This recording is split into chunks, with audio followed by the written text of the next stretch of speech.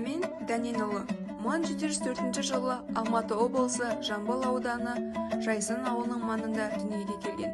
Сонымен қатар Сәмен Батыр 1777 жылы Жетісу облысы Кербұлақ ауданының Арқалы тауында жерленген болатын. Ұлы дала төсінде ерліктің символына айналған Сәмен Батыр Төле бидің батасын алған қолбасшы қазақтың қас батырларының бірі болған. 18 ғасырдың басында жоңғар хандығы күшейіп, қазақ хандығына үнемі шапқыншылық жасап отырды. 1723 жылы қазақ тарихындағы ең зұлмат жылдардың бірі.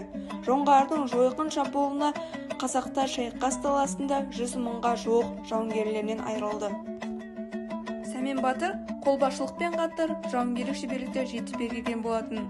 Ол жоңғар шапқыншылығында, ұрыс алаңда айқорланды, ашамай, қиру-жеу секілді көне соғыс тәсілдерін игеріп, зеңбірекпен қаруланған жоңғарларды жер қаптырған болатын. Жоңғар шапқыншылығында Сәмен Батыр бастаған қазақ сарбаздары жоңғарлардың шекараға жақындап, ауылдарды жаппақ болған әскеріне тосқауыл қойған. Шайқаста Батыр айла мен ерліктің үлгісін көрсеткен.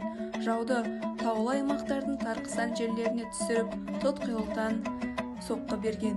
Соның нәтижесінде жоңғар қолы жеңіліске ұшырап, шегінуге мәжбүр болған.